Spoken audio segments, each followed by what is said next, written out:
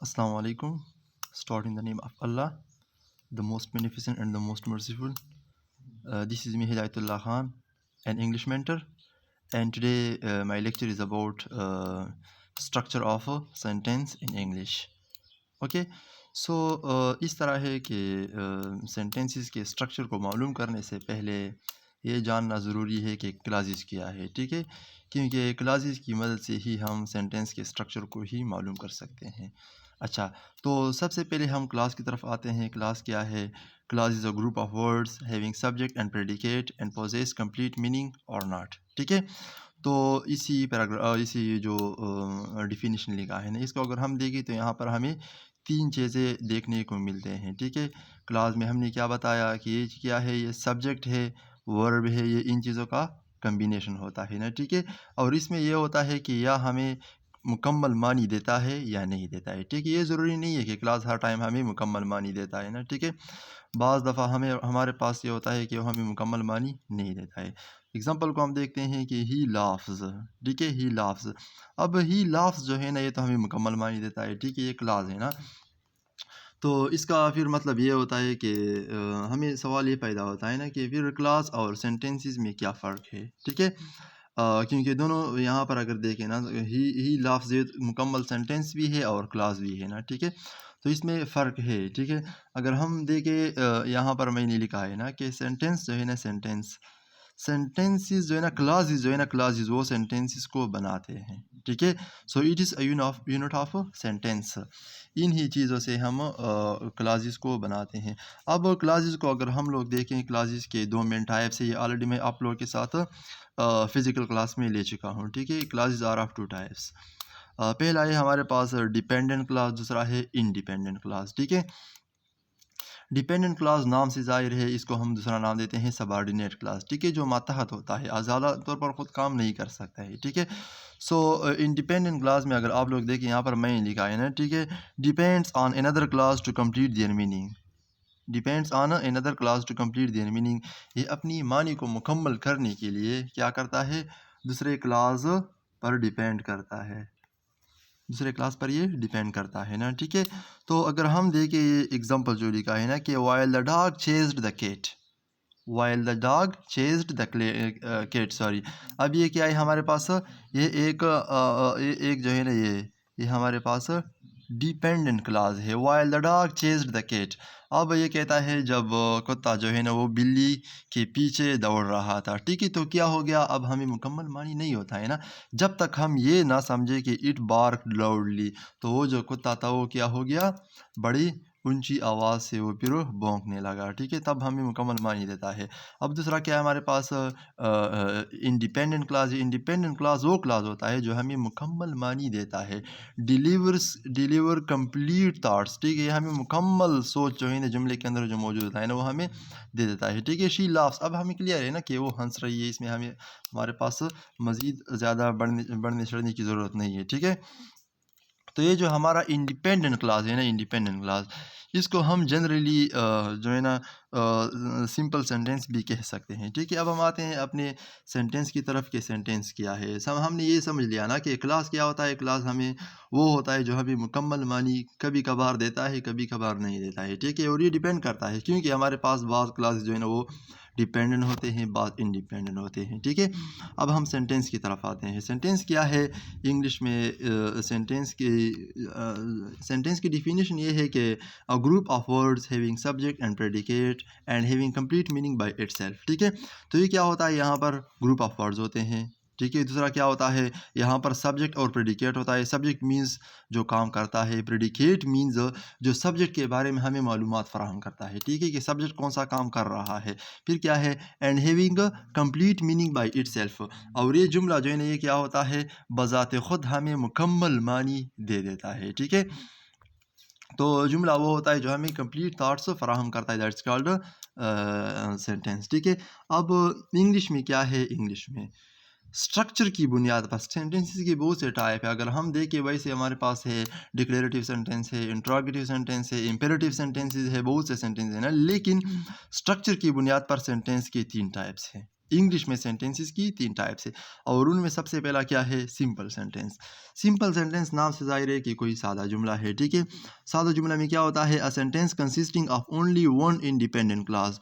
وہ میں نے پہلے بتایا تھا نا کہ جو ہمارے پاس جو انڈیپینڈنٹ کلاز ہوتا ہے اس کو ہم سمپل سینٹینس ہی کہتے ہیں، ٹھیک ہے۔ تو یہ کہتا ہے کہ انڈیپینڈنٹ کلاز ہوتا ہے، ایک یہ چیز ہے ہمارے پاس ون انڈیپینڈنٹ کلاس، ٹھیک ہے۔ اندر تھنگ ہم نے کیا پڑھ لیا اس میں سے؟ ود اے سنگل سبجیکٹ، اس کا سبجیکٹ جو ہے نا وہ سنگل ہوگا، ایسا نہیں ہے کہ اس میں آبجیکٹیو سبجیکٹس ہوتے ہیں یا مطلب اور سبجیکٹس ہوتے ہیں نا، ٹھیک ہے۔ یہ کیا ہوتا ہے؟ سوری، اس میں پریسیڈنگ سبجیکٹس نہیں ہوتے ہیں، ٹھیک ہے۔ پریسیڈنگ سبجیکٹ وہ ہوتا ہے نا کہ ایک جملے میں 2 یا 3 سبجیکٹس آ جائے، ٹھیک ہے۔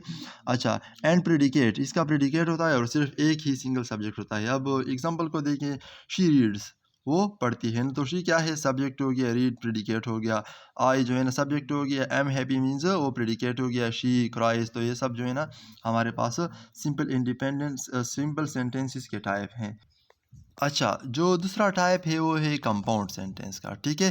کمپاؤنڈ سینٹینس کی اگر آپ لوگ ڈیفینیشن کو دیکھیں، compound sentence contains at least 2 independent clauses joined by commas اور کوآرڈینیٹنگ کنجنکشنز اینڈ سیمی کولنس، ٹھیک ہے۔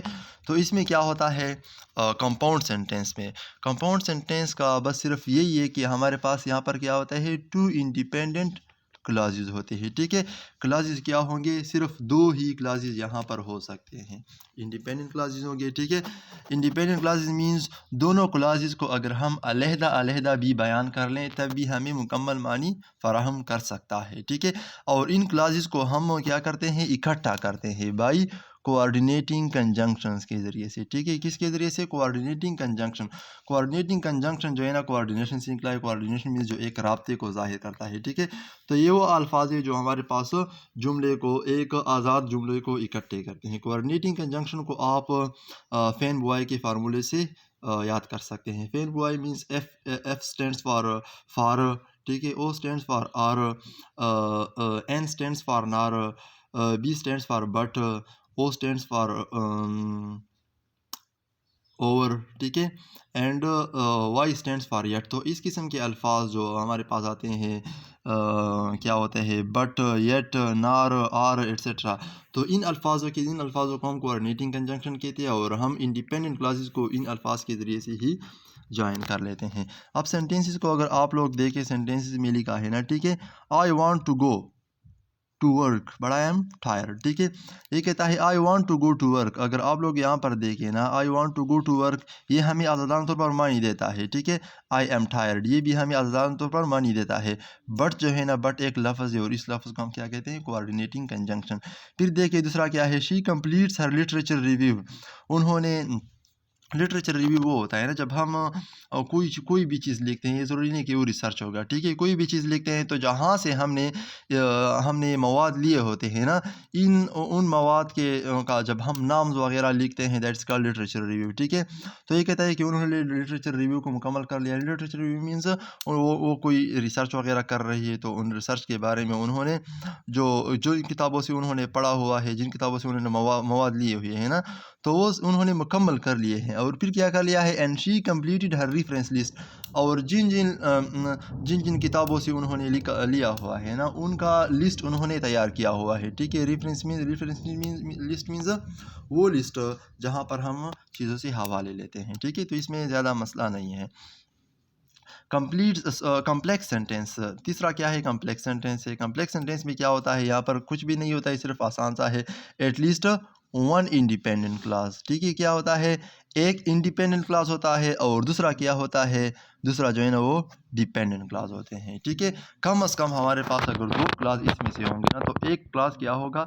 ڈیپینڈنٹ ہوگا، اور دوسرا انڈیپینڈنٹ ہوگا۔ ایگزامپل کو دیکھیں، although he was